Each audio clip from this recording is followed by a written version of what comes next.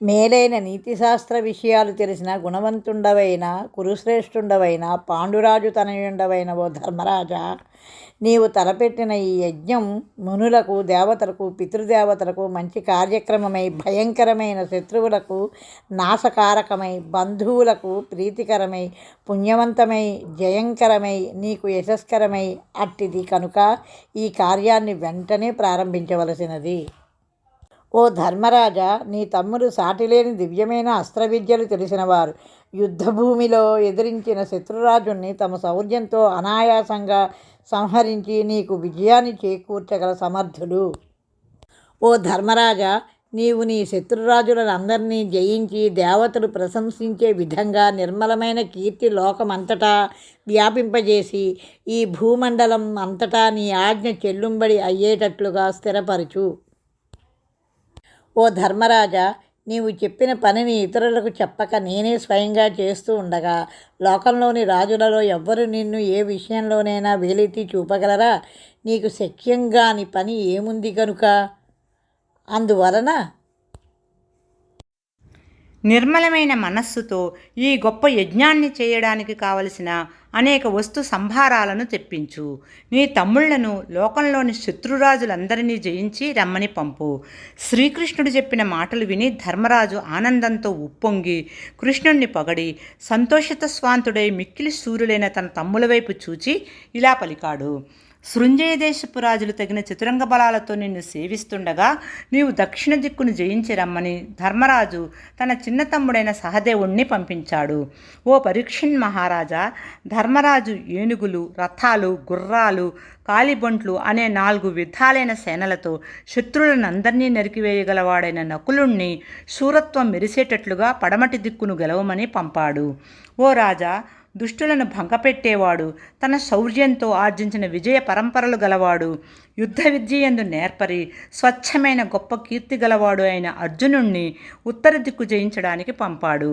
గొప్ప శౌర్యోపేతులైన మత్స్య, కేకయ్య, మద్రదేశపు రాజుల యొక్క సేనలను కూడుకొని తన శౌర్య వీర్య ప్రతాపాలకు తగినట్లుగా అనేక వీరులను చంపి వారి తేజస్సు హరించిన భీమసేనుణ్ణి తూర్పు దిక్కులోని రాజులను జయించడానికి పంపాడు. అట్లు పంపగా ధర్మజుని తమ్ములైన భీమార్జున, నకుల, సహదేవులు తమ తమ భుజబలాల్ని, ప్రతాపాన్ని ప్రకాశింపజేసి ఎంతో శూరులైన 4 దిక్కుల్లోని రాజుల్ని గెలిచి వారి నుండి ధనం, రత్నాలు, గుర్రాలు మొదలైన ప్రముఖ వస్తువులనన్నింటినీ కప్పములుగా స్వీకరించి గాంభీర్యంతో కూడిన మనస్సు గలవారై వచ్చి ధర్మరాజుకు నమస్కరించారు. 4 దిక్కులకు వెళ్ళిన వారు తాము ఆయా ప్రాంతాలకు వెళ్ళి రాజుల్ని జయించి వచ్చిన విశేషాలు వరుసగా చెప్పారు. జరాసంధుడు ఓటమిని అంగీకరించినప్పటికీ కప్పం కట్టలేదనే విషయాన్ని అర్జునుడు అహంకారాన్ని తగ్గించుకుని మనవి చేశాడు. ఆ విషయాన్ని విని ధర్మరాజు ఏమీ చేయడానికి తోచకుండా ఊరికే ఉండిపోయాడు. అప్పుడు శ్రీకృష్ణుడు కుతూహలంతో ధర్మరాజుని చూచి, ఓ రాజా, జరాసంధుణ్ణి చంపడానికి ఉపాయం ఒకటి ఉంది. అది నాకు ఉద్ధవుడు చెప్పింది. నీకు వివరంగా చెప్తాను, వినుము. రాజా, జరాసంధుడు ఎల్లప్పుడూ బ్రాహ్మణుల యందు భక్తి గలవాడు, అణుకువ గలవాడు. బ్రాహ్మణులు ఏది కోరినా కాదనక ఇచ్చేవాడు. కనుక అర్జునుడు, భీముడు, నేనును బ్రాహ్మణ వేషధారులమే వెళ్ళి యుద్ధాన్నే భిక్షగా కోరతాము. బ్రాహ్మణుల పట్ల గల గౌరవంతో మాకు అనుకూలుడై మేము కోరిన కోరికను మన్నించి తప్పక రణభిక్షను ఇస్తాడు.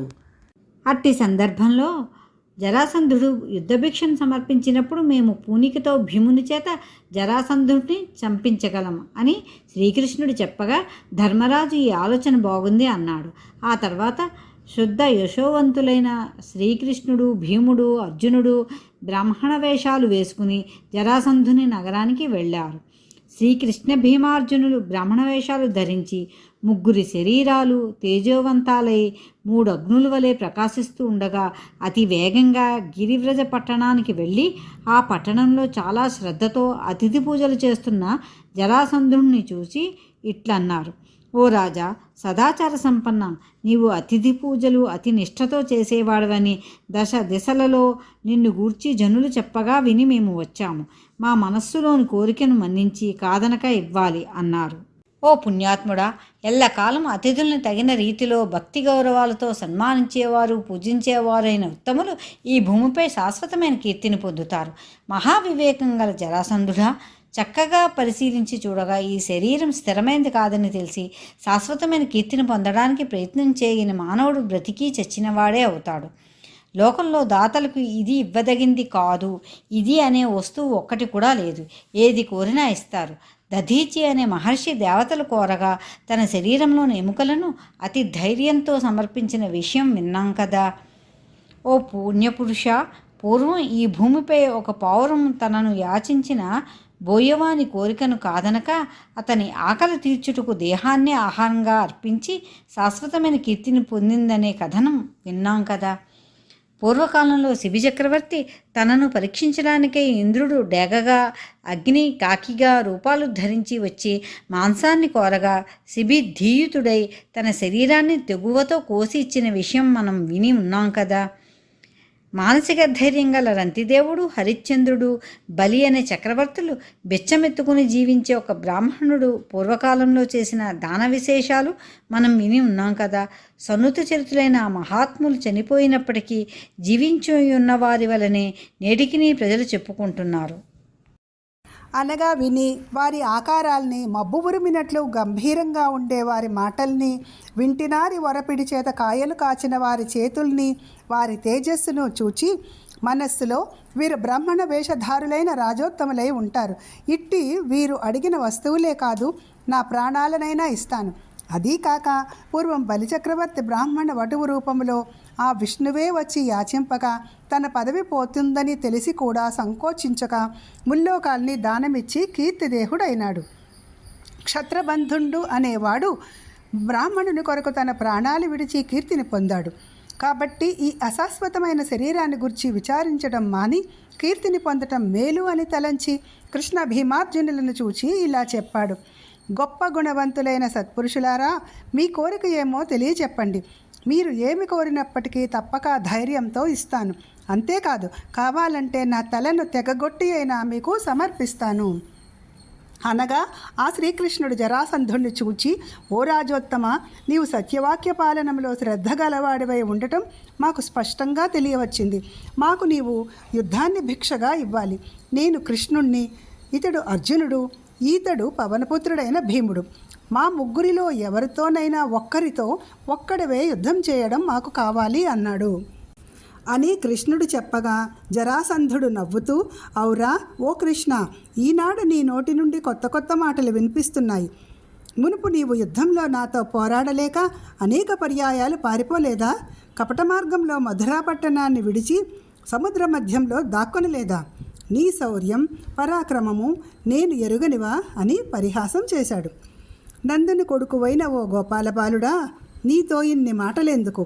నీవు ఎన్ని కపట వేషాలు వేసినా నిన్ను విడిచిపెట్టేది లేదు. బలాఢ్యుడై ఈ మగధరాజు యుద్ధరంగంలో ఎంతటి వీరుడో నీవు ఇది వరలో చూచి అనుభవపూర్వకముగా తెలుసుకున్నదే కదా. అనేక పర్యాయాలు నీవు నాతో పోరాడజాలక ఓడిపోయినవాడివి కనుక నీకు నన్నెదిరించడం కష్టసాధ్యం. కాబట్టి నువ్వు తప్పుకో. అర్జునుడు భుజబలంలో అధికుడే అయినప్పటికీ పసివాడు.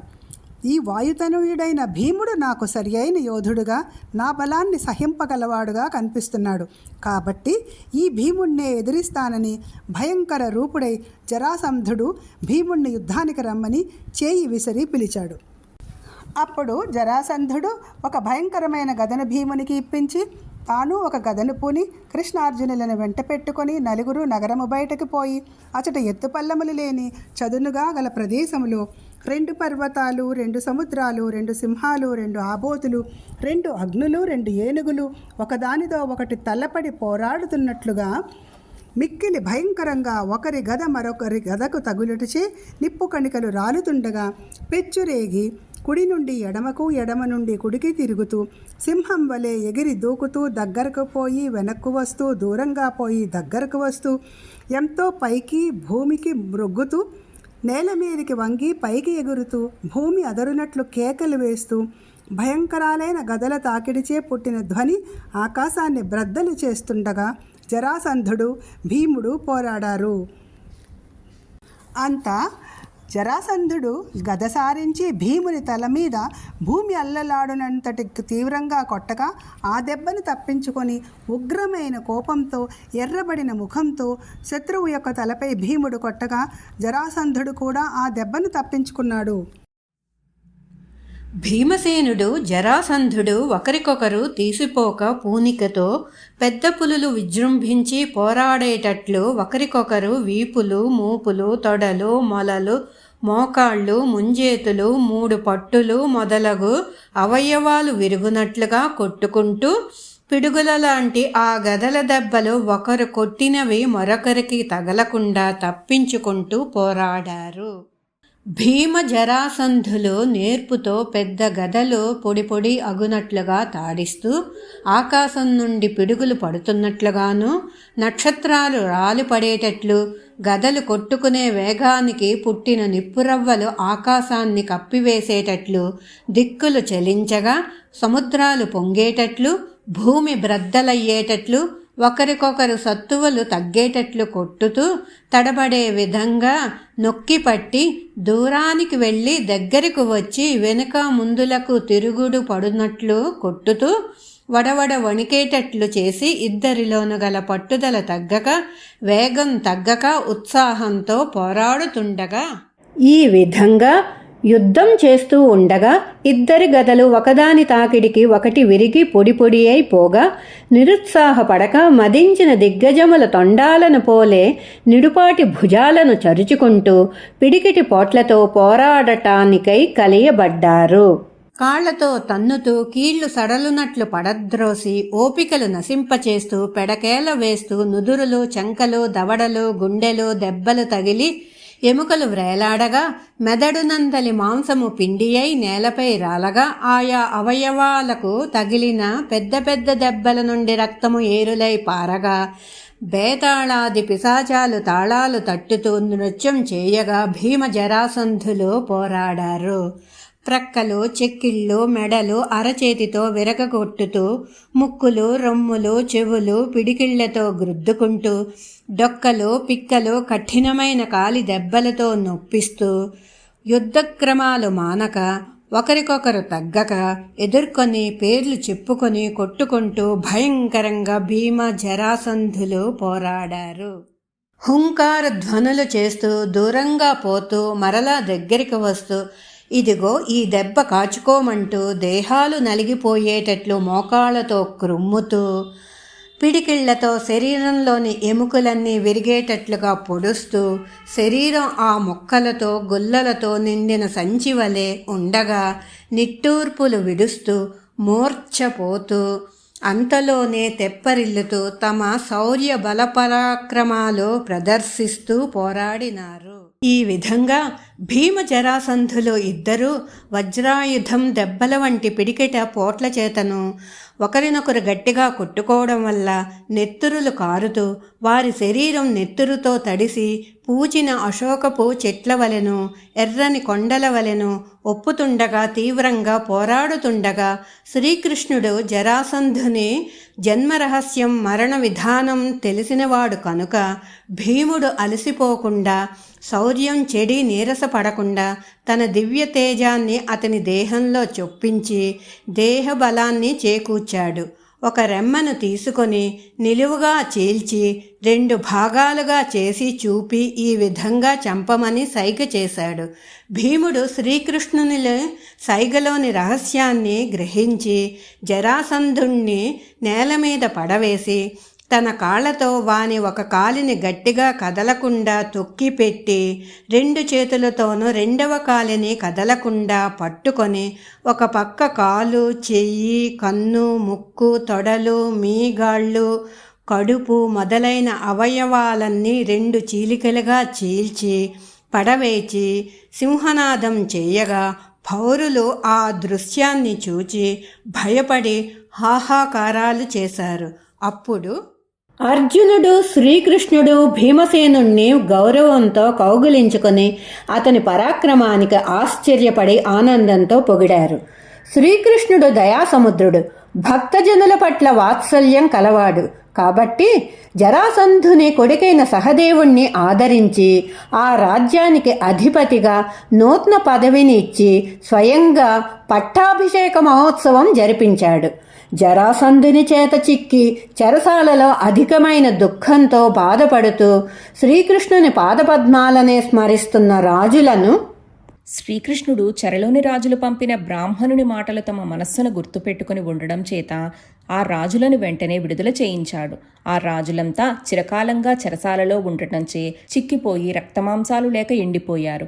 దుమ్ము కొట్టుకుపోయిన దేహం కలవారు, జుట్టు చిక్కులు పడి జడలు కట్టి ఉండగా బట్టలు మాసిపోయి సంస్కారహీనమైన స్థితిలో శ్రీకృష్ణుని వద్దకు వచ్చారు. అప్పుడే వికసించిన తామరం వంటి కన్నులు గలవాడు, సంసార బంధాలను విడిపించేవాడు, శుభమైన ఆకారం గలవాడును, పుణ్యాత్ముడు, కంకణాలు, భుజకీర్తులు, బంగారు అందెలు కలవాడు, ప్రకాశిస్తున్న వివిధ ఆభరణాలు కలవాడు, దోషరహితుడు, గరుడవాహనుడు, భక్తులకు మేలైన ఉత్సాహాన్ని కలుగజేసేవాడు, శివునిచే నమస్కరింపబడేవాడు, మేలైన కిరీటం గలవాడు, ఇంద్రనీలం వంటి దేహం కలవాడు, మొల నూలు దాల్చినవాడు, జగత్తునందు అంతటా విహరించేవాడు, హారాలు, వనమాల మున్నగు వాటిచే ప్రకాశించే వక్షస్థలం కలవాడు, శంఖ చక్రాది ఆయుధాలు గల హస్తాలు కలవాడు, వక్షస్థలంపై శ్రీవత్సమనే గుర్తు కలవాడు, మంచి నడవడిక గలవాడు, దేవకీదేవి కుమారుడైన శ్రీకృష్ణుని రాజులు చూచి ఆ రాజులందరూ మిక్కిలి సంతోషించిన మనస్సులు కలవారై అన్ని బంధాలను తొలగించుకుని తమ తలలు శ్రీకృష్ణుని పాదకమలాలకు తాకేటట్లు సాగిలబడి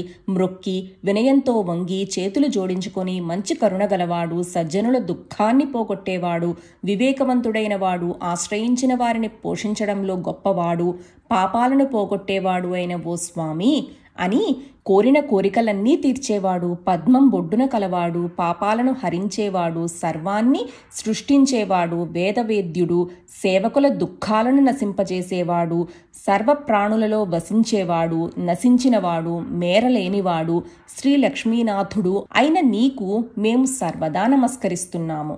యాదవ వంశ శ్రేష్ఠుడైన ఓ శ్రీకృష్ణ, క్రూరుడైన జరాసంధుని నిర్బంధంలో మేము పొందుతున్న దుఃఖతాపాన్ని నీ కరుణావలోకనమనే జడివానతో పోగొట్టి నీ పాదాలను ఆశ్రయించిన మమ్మల్ని ఆదరించావు. విచారించగా మంచివారిని రక్షించుట, చెడ్డవారిని శిక్షించుట నీ పనులు కదా అన్నారు. శ్రీకృష్ణ, మా విన్నపం చిత్తగింపవయ్యా.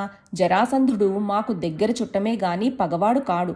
మేమును రాజ్యలక్ష్మి చేత కన్నుగానక ఉన్నవారం. ఇట్టి మా విషయాలు చెప్పే పని ఏముంది? లోకంలో దుష్టులగు వారు నీటి అలలవలను దీపదలను ప్రయత్నించక పరలోక సాధనకు అడ్డుపడే పరస్పర విరోధ భావంతో ప్రజలను బాధించే ఆలోచనలతో తిరుగుతూ ఉంటారు. లక్ష్మీనాథ, త్రైలోక్య శరణ్య, ఓ శ్రీకృష్ణ, ఈ లోకంలోని జనులు వ్యర్థమైన కోరికలు కలవారై దప్పికొన్నవాడు ఎండమావుల్లో నీళ్లున్నాయని భ్రమపడి త్రాగవచ్చును అనే ఆశతో ముందుకు పోతున్నట్లు మెలగుతూ ఈ జన్మమనిడి సముద్రం ఆవలిగట్టును చేరలేక నశిస్తుంటారు. కాబట్టి మరణించి ఈ లోకంలోని సుఖాలను పొందనేరని ఈ కష్టాలను మేము పడలేము. మమ్మల్ని రక్షించు. భక్తజనులను సంసార సాగరం నుండి దాటించేవాడా, ఉదరంపై తులసిమాలలు వ్రేలాడుతూ ఉండేవాడా, ప్రపంచ సృష్టికి హేతువైనవాడా, వేదాంత మార్గాన్ని చక్కగా అలంకరించే నీ అడుగుతామరల మా మనస్సులలో శుభస్థితిని నిలిచి ఉండేటట్లు చేసి నిత్యము భక్తితో నీ పాదాలను సేవించే ఉపాయం మాకు తెలియజేయవయ్యా అంటూ ఈ విధంగా రక్షింపుమని తనను ప్రార్థించిన రాజులను చూచి భక్తరక్షణశీలుడైన శ్రీకృష్ణుడు దయాంతరంగుడై ఆ రాజులతో ఇలా బదులు పలికాడు. ఓ రాజులారా, మీరు చెప్పిన మాటలు నిజము. రాజ్యమదం చేత వంశము, బలము, దీర్ఘాయుస్సు, గౌరవము చెడకుండా ఉంటాయి. ధర్మపాలనమే సర్వాన్ని రక్షిస్తుంది అని శ్రీకృష్ణుడు రాజులతో చెప్పాడు. కావున ఈ శరీరము శాశ్వతము కాదని మీరు మీ మనస్సులలో తెలుసుకుని, ఓ రాజులారా, మీరు ధర్మము, నీతి, మర్యాద తప్పకుండా భూ ప్రజలకు సుఖాలు, సంపదలు సమకూరేటట్లు కాపాడుతూ విశేషాలైన యజ్ఞాలు గౌరవంతో నాకు సమర్పణగా చేస్తూ నా పాద పద్మాలను సేవిస్తూ పుణ్యాత్ములై లెస్సగా నడుచుకోండి అని శ్రీకృష్ణ పరమాత్మ చెప్పాడు. అట్లు నడుచుకొనినా మీరు మోక్షాన్ని పొందడమే కాక నా పాదాల యందు భక్తి కలిగిన వారు అవుతారు అని చెప్పి శ్రీకృష్ణుడు ఆ రాజులందరికీ శుభప్రదమైన మంగళ స్నానాలు చేయించి వారికి వివిధాలైన రత్నాభరణాలు, మెత్తని వస్త్రాలు, పూలదండలు, చందనాది మైపూతలు ఇప్పించి అలంకరింపచేసి మంచి భోజన తాంబూలాదులను ఇచ్చి మిక్కిలి తృప్తిపరిచి వారికి తగినట్లుగా రథాలు, గుర్రాలు, ఏనుగులు వాహనాలుగా ఏర్పాటు చేసి గౌరవించి వారి రాజ్యాలకు పాలకులుగా పంపాడు. ఈ విధంగా రాజులు శ్రీకృష్ణుడిచే చెరసాలల నుండి విడువపడి మిక్కిలి ఆనందంతో మంచి సంపదలు కలుగగా వారి నగరాలకు వెళ్ళారు. శ్రీకృష్ణుని కళ్యాణ గుణాలు సదా కీర్తిస్తూ ఎంతో స్వచ్ఛమైన మనస్సు కలవారై తల్లిదండ్రులు, బంధువులు, తనయులు, భార్యలు, సేవకులు ఆనందింప పద్మదళాక్షుడైన శ్రీకృష్ణుని బహువిధాలుగా స్తుతిస్తూ తమ దేశాలకు వెళ్ళి ఆ రాజులు పద్మదళ నేత్రుడైన శ్రీకృష్ణుడు తమకు బోధించిన ధర్మ మార్గాలలో క్రమం తప్పక నడుచుకుంటూ తమ మేలైన పరిపాలనా విధానాలు ప్రకాశించగా భూమిని ఏలుతూ సుఖాలు అనుభవించసాగారు. ఈ విధంగా శ్రీకృష్ణుడు జరాసంధుణ్ణి చంపి ఆయనచే చెరలో పెట్టబడిన రాజులకు చెర నుండి విడిపించి భీమార్జునులు తాను జరాసంధుని కొడుకైన సహదేవుడు చేసిన మర్యాదలు స్వీకరించి అతణ్ణి రాజ్యంలో నిలిపి అందుండి బయలుదేరి కొన్ని ప్రయాణాలను చేసి ఇంద్రప్రస్థపురానికి వచ్చి ఆ పురద్వారంలో నిలిచి తమ విజయ గాథను తెలియపరిచే తీరులో శంఖనాదం చేయగా ఆ పట్టణంలోని జనులు జరాసంధుడు మరణించాడని సంతోషించారు. ఆ ధ్వని శత్రువులకు భయం కలిగేటట్లు, బంధుజనులకు ఆనందాన్ని కలిగించేటట్లు ఉంది. శ్రీకృష్ణుడు భీమార్జునులతో నగరంలోకి వచ్చి ధర్మరాజుకు నమస్కరించి తాము వెళ్ళిన విధానము, జరాసంధుణ్ణి చంపిన పద్ధతిని, చెరసాలలోని రాజులందరూ విడిపించిన విశేషాన్ని సవివరంగా తెలియచేశాడు. ఈ విషయాలు విని ధర్మరాజు శ్రీకృష్ణుని మహిమను, తమ విషయంలో అతనికి గల భక్తి, స్నేహము, దయ మొదలైన గుణాలకు ఎంతో ఆనందిస్తూ శ్రీకృష్ణుని చూసి ఇలా చెప్పాడు: ఓ కృష్ణ, నీ అంశతో పుట్టిన వారైన రాజులు నీ ఆజ్ఞను శిరసావహించి ఎల్లలోకాలు ఏలుటకు సమర్థులై ఉన్నారు. అట్టి నీవు ఒక రాజు చెప్పిన పని చేయడము నీ మాయ కాక నిజమా? ఏకస్వరూపుడవు, అద్వితీయుడవు, నాశం లేనివాడవు అయిన నీ ప్రకాశానికి ఎప్పటికైనా హాని ఉందా? లేదు, అది ఎప్పటికీ లేదు. జ్ఞానస్వరూపుడవు, పుండరీకాక్షుడవు, వేదాలచే తెలియబడేవాడవు, లోకరక్షకుడవు అయిన నీ అడుగులను నమ్మి కొలిచేవారికి తాము ఇతరము అనే భేదబుద్ధి ఉంటుందా? అది ఎప్పటికీ ఉండదు. ధర్మరాజు జరాసంధుణ్ణి జయించి భీమార్జునులతో ఇంద్రప్రస్థపురానికి వచ్చిన శ్రీకృష్ణుని గొప్పతనాన్ని పలు తెరగుల ప్రస్తుతించాడు. అటు పిమ్మట ఆ దేవదేవుని అంగీకారంతో వేదవిధులు, బ్రహ్మవేత్తలు అయిన బ్రాహ్మణులను రాజసూయ యాగానికి ఋత్విక్కులుగా స్వీకరించాడు. ధర్మరాజు వేదవ్యాసుడు, కశ్యపుడు, భరద్వాజుడు, వశిష్ఠుడు, విశ్వామిత్రుడు, గౌతముడు, చ్యవనుడు, జైమిని, ధౌమ్యుడు, పరాశరుడు, వైశంపాయనుడు, పరశురాముడు మొదలగుగా గల మహర్షి పుంగవులను, గురువులైన కృపాచార్య, ద్రోణాచార్యులను, కురువృద్ధులైన భీష్మ విదురులను, పెదతండ్రి ధృతరాష్ట్రుని, ఆయన పుత్రులను, కుల పెద్దలు మొదలైన సమస్త బంధువులను, బ్రాహ్మణ, క్షత్రియ, వైశ్యజనులలో ప్రముఖులైన వారలను రాజసూయాగానికి సాదరంగా ఆహ్వానించారు. ధర్మరాజుచే ఆహ్వానితులైన ఆ ఋషులు, గురువర్యులు, బంధుజనులు, పురప్రముఖులు మొదలైన వాళ్లంతా ఆనందాతిశయంతో రాజసూయాగం జరిగే ప్రదేశానికి తరలివచ్చి అక్కడ జరుగుతున్న కార్యక్రమాలు కుతూహలంతో తిలకిస్తూ ఉన్నారు. ఆ సందర్భంలో ఋత్విజులైన విప్రులు యధిష్ఠిరునికి యజ్ఞదీక్షను ఇచ్చే కార్యాన్ని చేపట్టారు. రాజసూయాగం నిమిత్తమై ఉద్దేశించిన ప్రదేశంలో ఋత్విక్కులైన బ్రాహ్మణులు బంగారు నాగళ్లతో బాగా దున్ని శుద్ధి కావించారు. అనంతరం బంగారు పరికరాలతో విధి విహితంగా ధర్మరాజును యజ్ఞకార్య దీక్షితుణ్ణి కావించారు. ఈ విధంగా బ్రాహ్మణులు నియమానుసారంగా ఆయా సముచిత కార్యాలను నిర్వహిస్తూ ఉండినారు. ఆ సమయంలో ధర్మరాజు రాజసూయాగంలో రాజులందరూ తనకు కానుకలుగా సమర్పించే ధన, కనక, వస్త్ర, వాహనాది వస్తు సమూహాలన్నిటినీ స్వీకరించే నిమిత్తంగా పెద్దతండ్రి కొడుకుల్లో పెద్దవాడైన సుయోధనుని నియమించాడు.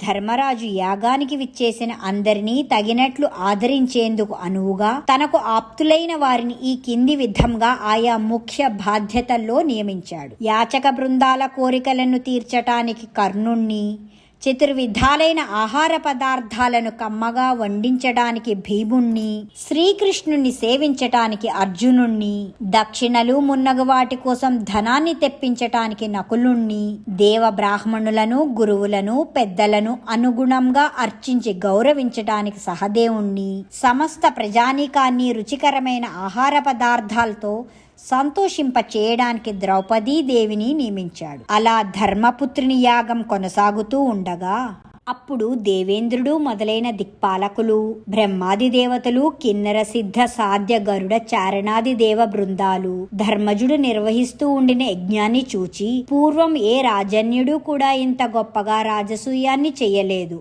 అని ఎంతగానో మెచ్చుకొన్నారు. అంతేగాక లక్ష్మీనాథుడైన శ్రీకృష్ణుని పాదపద్మాలను భక్తితో సేవించే అదృష్టం కలవాళ్లకు పొందలేని సంపదలేవి ఉండవు కదా అని బ్రహ్మాది దేవతలు, దిక్పాలకులు తదితర దివ్యగణాలు పెక్కు రీతుల ప్రశంసించారు. ఆ విధంగా దేవతల ప్రస్తుతులు కొనసాగుతూ ఉండగా దేవతలతో సమానమైన తేజస్సు గల ఋత్విజులు అగ్నిప్రతిష్ఠ చేసి రాజసూయ యాగం ద్వారా ఆయా హోమద్రవ్యాలను ధర్మతనయుని చేత క్రమంగా వేలిపించి యజ్ఞాన్ని పరిసమాప్తి కావించారు. ఆ ముగింపు రోజున ధర్మరాజు ఆయా ఋత్విజులను, పెద్దలైన సభాసదులను సముచితమైన రీతిని పూజించాలని నిశ్చయించాడు. ఈ విధంగా పూజకు ఉపక్రమించే సందర్భంలో ధర్మసూనుడు ఇందులో అగ్రపూజకు అర్హులైన వారెవరో అని సవినయంగా సభను ప్రశ్నించాడు. సభాసదులు తమకు తోచినట్లుగా తలకొక రీతిగా కొందరును సూచించారు.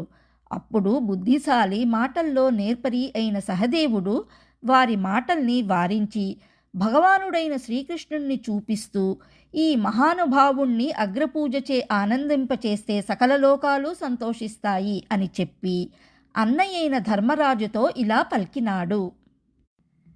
యజ్ఞం చేసే కాలం, ఆ యజ్ఞం అందలి క్రియాకలాపాలు, యజ్ఞంలో ఉచ్చరించే మంత్రాలు, హోమకుండంలోని అగ్ని, అందులో వేర్వబడే ఆహుతులు, యజ్ఞాన్ని చేయించే బ్రాహ్మణులు, యజ్ఞకర్త, యజ్ఞఫల భోక్త, ఈ సమస్త జగత్తులు, వాటిల్ని నడిపే దైవము, సకల జీవుల సృష్టి స్థితి లయాలు, వాటి హేతువులు, వేళలు, వీటన్నింటిలోనూ అఖండంగానూ అద్వితీయంగానూ ప్రకాశిస్తూ ఉన్న తేజస్వరూపుడు ఈ శ్రీకృష్ణుడే. విష్ణుస్వరూపుడు, ప్రభావశాలి అయిన ఈ శ్రీకృష్ణుడు కన్నులు మూసుకుంటే చరాచరాలైన ఈ లోకాలన్నీ నశిస్తాయి, కన్నులు విప్పి చూస్తే ఈ లోకాలన్నీ మళ్ళీ జన్మించి విస్తరిస్తాయి.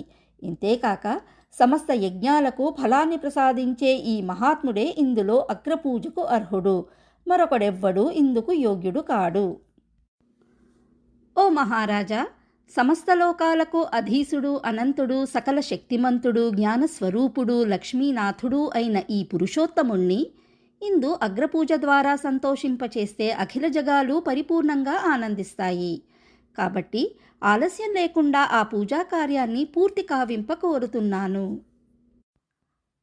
కావున ఆలసింపక నీవు శ్రీకృష్ణుణ్ణి పూజించు అని సహదేవుడు ధర్మజునితో చెప్పిన మాటలు వినిన ఆ సభలోని ప్రజలు, రాజులు, ఋషులు మున్నగు వారందరూ మిగుల సంతోషించారు.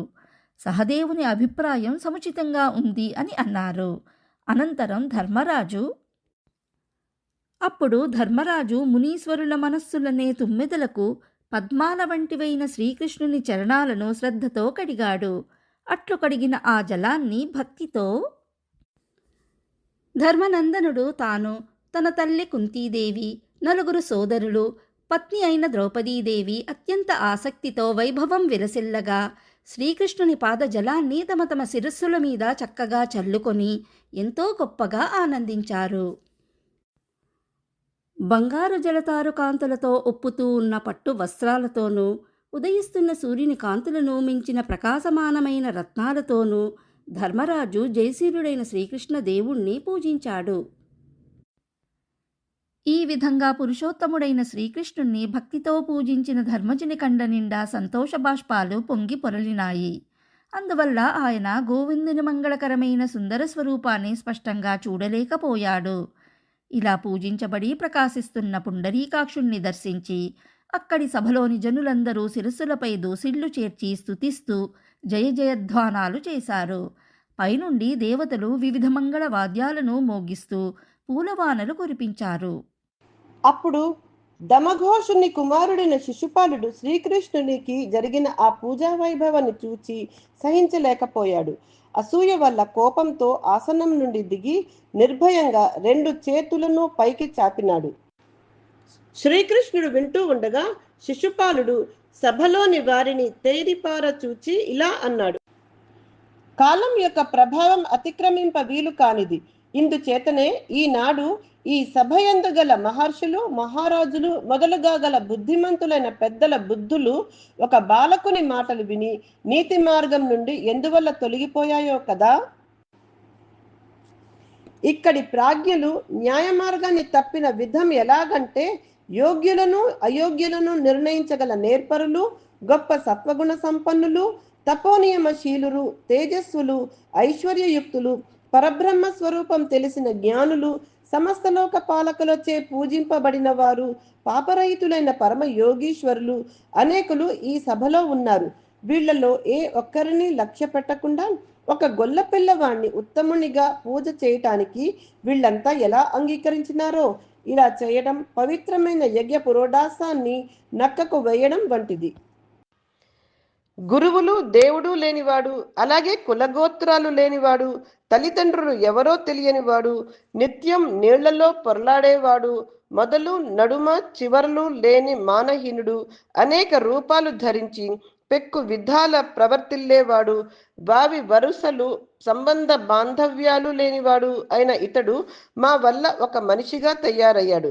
వీళ్ల పూర్వుడైన యదువుకు యయాతి మహారాజు ఇచ్చిన శాపం కారణంగా యదువంశం రాజ్యార్హతను కోల్పోయి ప్రశస్తి లేనిదయింది. అందుచేతనే వీళ్లకు బ్రహ్మవర్చస్సు నశించింది. ఇలాంటి ఈ గోపాలకుడు ఈ సభలోని బ్రహ్మర్షులందరికీ పూజింపతగిన వాడెలా అయినాడు? ఈ కృష్ణుడు పుట్టిన నాటి నుండి చోరుడు, అటుపై జారుడు, ఒక మార్గంలో కాక 3 దారుల్లో నడిచేవాడు. అటువంటి ఇతడు మిగుల ఉత్తమమైన అగ్ర పూజా కార్యానికి అవశ్యంగా ఎలా యోగ్యుడయ్యాడు అని ఆ శిశుపాలుడు తీవ్రంగా అమంగళకరమైన మాటలతో, శిశుపాలుడు అట్లు దూషించినప్పటికీ నక్క కూతలను విని కూడా లెక్క పెట్టని సింహం వలె శ్రీకృష్ణుడు వాని మాటలను లక్ష్య పెట్టక ధీరతతో ఉండినాడు.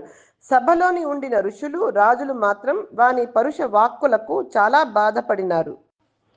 శిశుపాలుని పరుష వాక్కులను వినలేక సభలోని రాజులు, మునులు చెవులు మూసుకుంటూ, శ్రీకృష్ణ, వీనిని ఏ గతికి చేరుస్తావో అని అంటూ ఆ శిశుపాలుని నిందిస్తూ ఆ సభ నుండి వెళ్ళిపోయారు. అప్పుడు పాండవులు అంతులేని ఆగ్రహానికి లోనయ్యారు. ఆ సమయంలో పాండవులు కేకయ శృంజయ దేశాల రాజులతో పాటు ఆయుధాలు ధరించి వచ్చి శిశుపాలుని హెచ్చరించారు.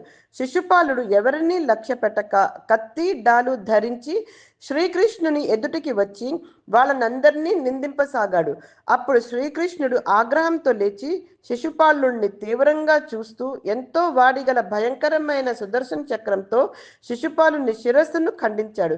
ఆ కోలాహలాన్ని విని శిశుపాలుని సైన్యాలు, అతని పక్షంలోని రాజులు తత్తరపాటుతో పారిపోయారు. మహారాజా, అప్పుడు అక్కడుండిన మునీంద్రులు, రాజులు చూచి ఆశ్చర్యపడుతుండగా శిశుపాలుని శరీరం నుండి ప్రకాశమానమైన ఒక జ్యోతి పైకి వచ్చి శ్రీకృష్ణుని దేహంలో ప్రవేశించింది అని పలికిన సుఖయోగీంద్రునితో పరీక్షన్ మహీపతి ఇలా అన్నాడు: ఓ మునిశ్రేష్ఠ, శ్రీకృష్ణుని నిందించిన శిశుపాలుడు మలంతో నిండిన నరకకూపంలో పడిపోవక ఆ భగవానుని దివ్యదేహంలోని ఉదాత్త మనస్కుడై ఏ విధంగా ప్రవేశింపగలిగినాడో సెలవియ్యండి. అప్పుడు పరీక్షిత్తు యొక్క ప్రశ్నకు సమాధానంగా శుకుడు ఈ కింది విషయం వెల్లడించాడు. శిశుపాలుడు గత 3 జన్మల నుండి వైరబుద్ధితో ఆ శ్రీ మహావిష్ణుని రూపాన్ని, గుణాలను నిందావ్యాజంతో నిరంతరం ధ్యానించడంలో ఆరితేరి ఉండడం చేత సమస్త పాపాల నుండి విముక్తుడై బ్రహ్మరుద్రాదులకు కూడా అందరాని మోక్ష పదవిని పొందాడు. పిమ్మట ధర్మరాజు ఋత్వికులను, సదస్యులను గొప్పగా దక్షిణలనిచ్చి సంతోషింపజేసి అనేక విధాల పూజించి అవభృత స్నానం చెయ్యాలనే ఆనందంతో బయలుదేరాడు. మృదంగం, శంఖం, గోముఖం, డిండిమం, పణము, మంగళవాద్యాల ధ్వనులు మిన్నంటుతుండగా కవులు, సూతులు, మాగధులు, గాయకులు, వందులు, వైతాళికుల పొగడ్తలు అడుగడుగునా వినిపిస్తూ ఉండగా వేణువీణా మురజాది వాద్యాల శబ్దాలకనుగుణంగా నట్టువకత్తెలు నాట్యాలు చేస్తుండగా అందమైన పతాకాలు గల రథాలను, ఏనుగులను, గుర్రాలను ఎక్కి ధర్మజుని తమ్ములు, మిత్రులు, పురోహితులు హారకేయూర కిరీటాది ఆభరణాలను చక్కగా అలంకరించుకొని వైభవంతో ధర్మజుని వెంట కదిలినారు. అంతేగాక యదు, కాంభోజ, కురు, కేకయ, కోసల దేశాధిపతులైన రాజులు చతురంగ బలాలతో వెంట నడువగా ఋత్విక్కులు, సదస్యులు వేదపారాయణం కావిస్తూ ముందు వెళుతుండగా సువర్ణమాలికలు, దివ్య మణిహారాలు దేదీప్యమానంగా కంఠంలో ప్రకాశిస్తూ ఉండగా వేగంగల గుర్రాలను పూంచిన రథాన్ని పత్నీ సహితుడై అధిరోహించి అమిత వైభవంతో ధర్మరాజు ప్రయాణం సాగించినాడు.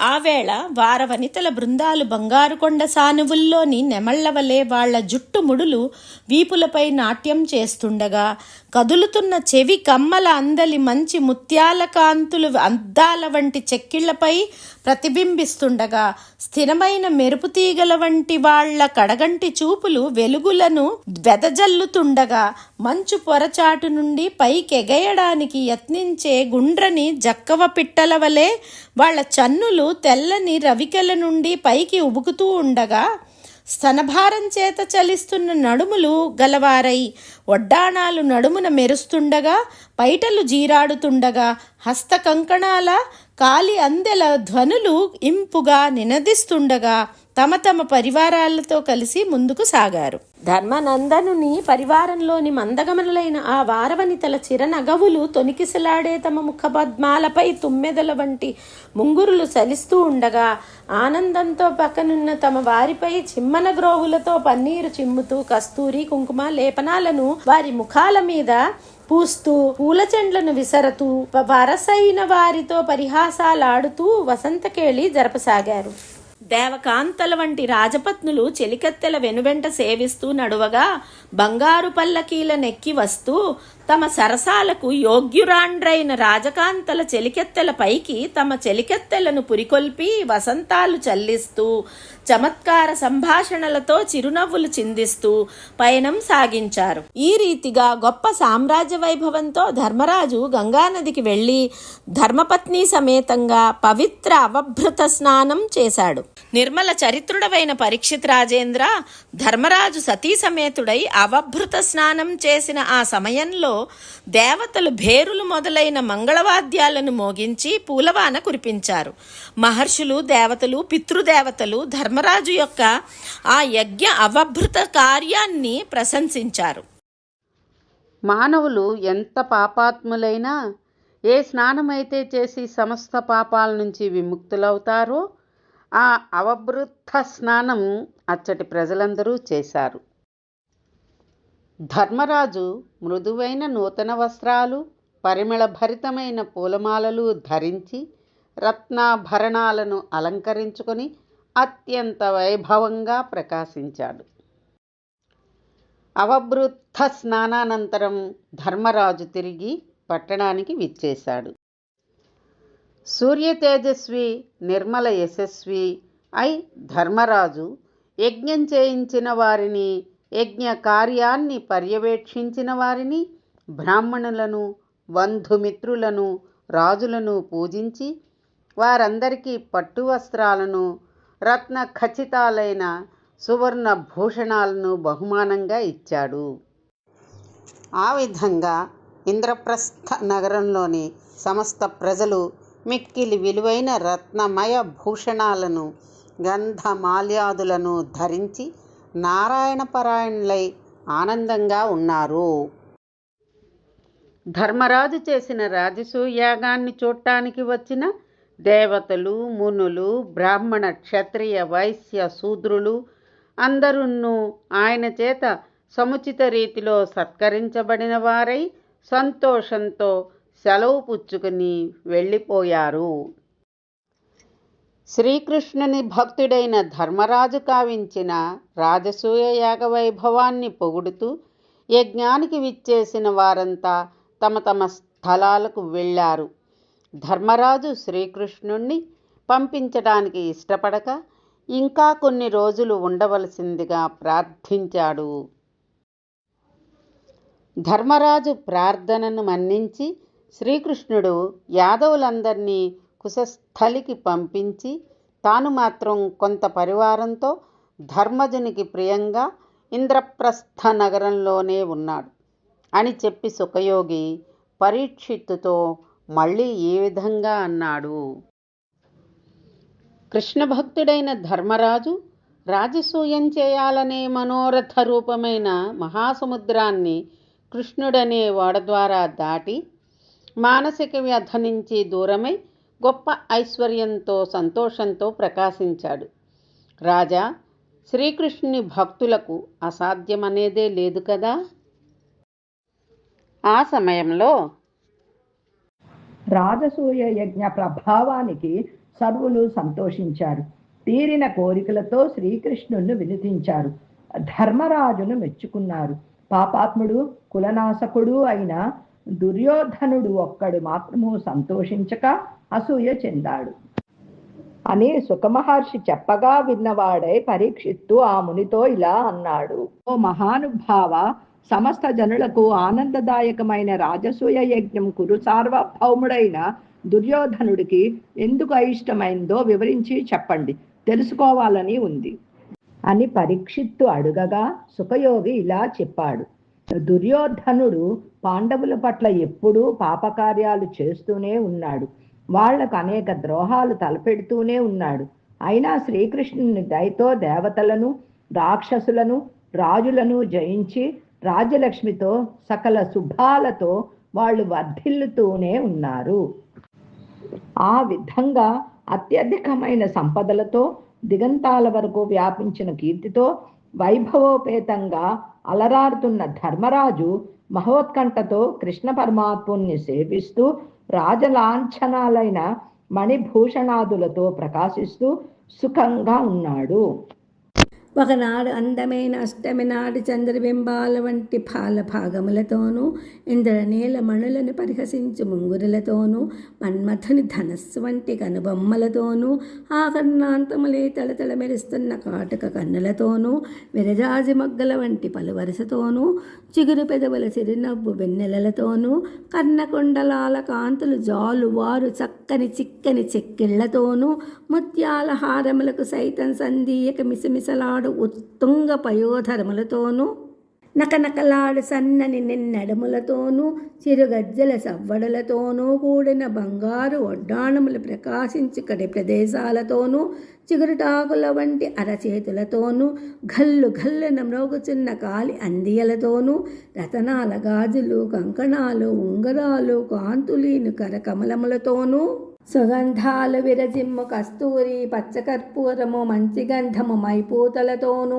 అలరారు ప్రాణసహితములైన మాణిక్యపు బొమ్మల చందాన దివి నుండి భూకి దిగివచ్చిన చంద్రరేఖ తీరిన శృంగార రసం మూర్తి భవించిన మోహినీ దేవతల వలె విరాజిల్లుతున్న మిక్కిలి సౌందర్యవతులైన శ్రీకృష్ణు సతుల నడుమ మెరుపు తీగలాగా ప్రకాశిస్తూ ఉన్న ద్రౌపదీదేవి సౌభాగ్యాన్ని రాజసూయయాగ మహావైభవాన్ని చూసి దుర్యోధనుడు అసూయతో లోపల బాధపడసాగాడు.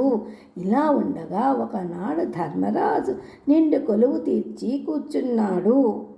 ధర్మరాజు తన సభాభవనంలో దేవతలు సేవిస్తూ ఉండగా ప్రకాశించే దేవేంద్రునిలాగా కొలువు తీరాడు.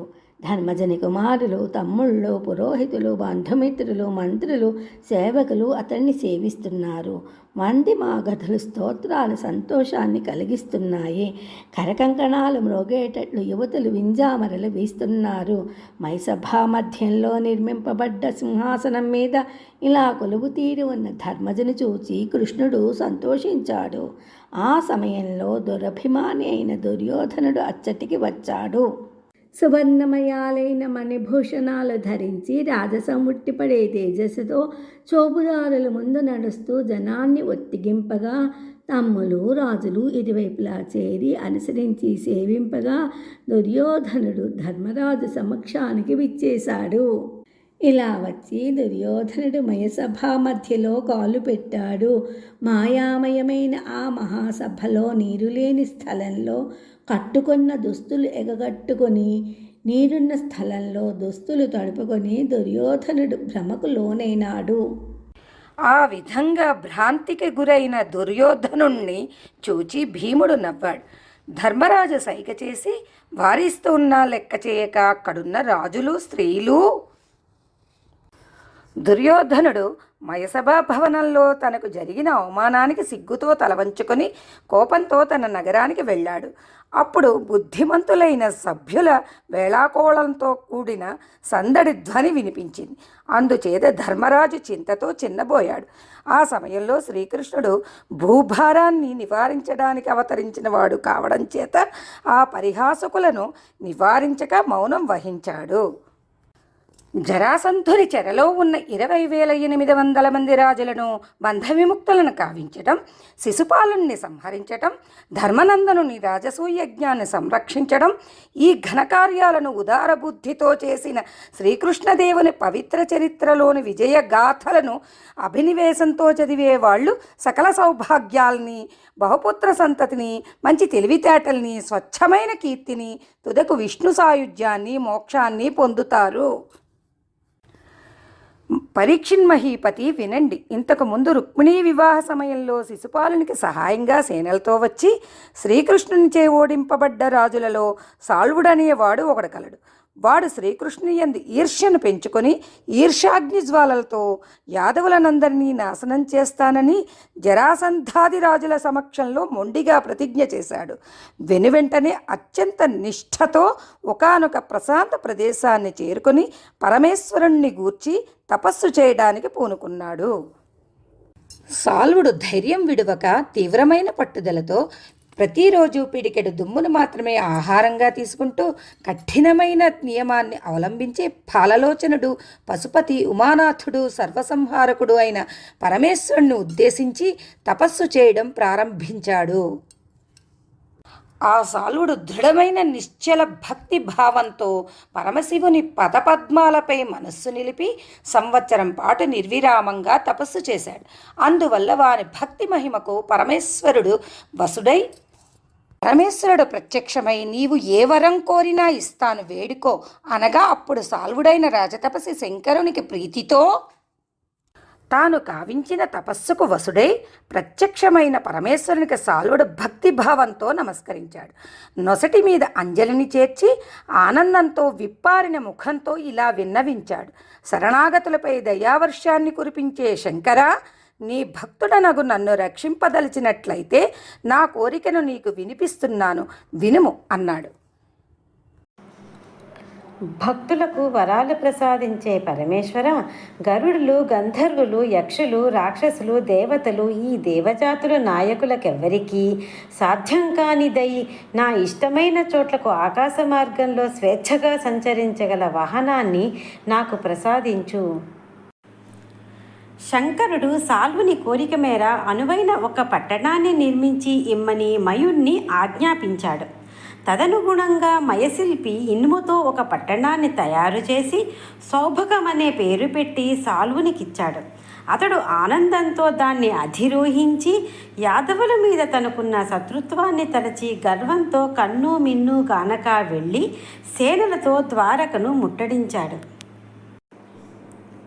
ఆ ముట్టడిలో నదులను, ఉద్యానవనాలను ధ్వంసం కావించాడు. సరస్సులను, బావులను, కందకాలను గజిబిజి చేసి పూడ్పించాడు. కోటగోడలను, బురుజులను కూరద్రోయించినాడు. రక్షణ యంత్రాలను, పథకాలను తునకలుగా నరికించాడు. గోపురాలను, మిద్దెలను, మేడలను, చంద్రశాలలను కాల్చివేయించాడు. సువర్ణరత్నాది అమూల్య వస్తు సముదాయాన్ని పూర్తిగా కొల్లగొట్టినాడు. ప్రజలను చెరపెట్టి అధికారులైన వారిని అవమానించాడు. ఈ రీతిగా ద్వారకలోని ప్రజానీకాన్ని పెక్కు బాధలకు గురి చేశాడు. అంతటితో ఆగక సాల్వుడు విమానంతో సహా ఆకాశంలోకి ఎగిరిపోయి అక్కడ నుండి సఖ్యాయుధాలను, బండలను, వృక్షాలను, బాణాలను వరుసగా ద్వారకపై కురిపించాడు. దుమ్మును, ఇసుకను దట్టంగా వర్షింపచేస్తూ సుడిగాలులతో దిక్కులన్నీ కమ్మివేశాడు. ఆ ప్రకారంగా సాల్వుడు అకస్మాత్తుగా ద్వారకాపురిని ముట్టడించి యుద్ధం సాగిస్తూ ఉండగా ఆ సమయంలో త్రిపురాసురులనే భయంకరులైన రక్కసుల వల్ల మిగుల బాధింపబడిన భూలోకం వలె ఆ ద్వారకా నగరం సాల్వుని చేత అమితమైన ఇక్కట్టులకు పాల్పురపబడి తల్లడిల్లుతూ ఉండగా ద్వారకలోని జనుల కలతను గమనించి భగవంతుడు రథిక శ్రేష్ఠుడు అయిన ప్రద్యుమ్నుడు భయపడకండి అని ప్రజలను ధైర్యపరుస్తూ యుద్ధోత్సాహంతో దివ్యములైన అనేకాయుధాలను దాల్చి సైన్యాలు సేవిస్తుండగా మత్స్యధ్వజం ప్రకాశిస్తూ ఉన్న గొప్ప తేరునెక్కి యుద్ధభూమికి బయలుదేరాడు. ఆ సమయంలో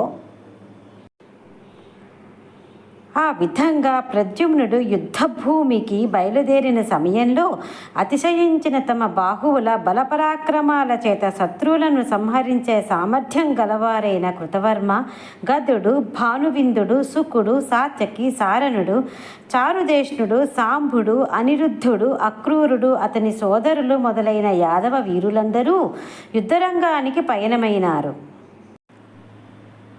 భూమి కంపిస్తూ ఉండగా అనేక ఆయుధాల మితిమీరిన కాంతులు సూర్యబింబాన్ని కప్పివేయగా చతురంగ బలాలతో కూడిన వారే యాదవ వీరులందరూ శత్రువులకు భయం కలిగించే స్వరూపాలతో యుద్ధరంగానికి ఏగినారు. ఆ విధంగా అరివీర భయంకరంగా బయలువెడలిన యదువీరుల చతురంగ బలాలు తొలుత వెళ్లిన ప్రద్యుమ్నుని రథాన్ని సైతం దాటిపోయి సమరోత్సాహంతో సాల్వుని సేనలను కమ్ముకొన్నట్లుగా ఎదిరించాయి. అప్పుడు ఆ ఇరుపక్షాల నడుమ సాగిన సమరం దేవదానవుల యుద్ధం వలె ఎడతెరిపి లేనిదిగా గోచరించింది. రాజేంద్ర, ఆ సైన్యాల్లోని విలుకాండ్ర యొక్క అల్లెత్రాల టంకారాలు, మదపుటేనుగుల ఘీంకారాలు, వీరభటుల హూంకారాలు, యుద్ధభేరుల భాంకారాలు, తప్పెటల వంటి చర్మవాద్యాల భయంకర ధణధణధ్వనులు, వీరవరుల పౌరుష వాక్యాలు, ఈ శబ్దాలు విరోధులను కలవరపరుస్తూ భూమ్యాకాశాలు నిండిపోయాయి. గుర్రాల గిట్టల వల్ల, రథచక్రాల వల్ల, సైనికుల పాదాల వల్ల భూతలం నుండి లేచిన ధూళి సమూహం ఆకాశాన్ని చీకట్లతో నింపింది. ఆ చీకట్లను పోగొడుతూ సైనికుల చేతులలోని కత్తులు మున్నగు ఆయుధాల కాంతులు ఆకాశ సంచారులైన దేవజాతులకు కన్నులు మిరుమిట్లు కొలుపుతూ సమరోత్సాహాన్ని కలిగించాయి. యాదవ సాల్వసేనలు పరస్పరం భీకరంగా ఎదిరించి బాణాలచే విరోధుల ఎముకలను పగులగొట్టుతూ గొప్ప గదలతో నడితలలపైన నొసళ్ల మీద గట్టిగా బాదుతూ కోపం వల్ల కన్నుల నుండి నిప్పురవ్వలు రాలుతూ ఉండగా రణోత్సాహం రంజిల్లగా పోరాడాయి. ఆ సమయంలో ప్రద్యుమ్నుడు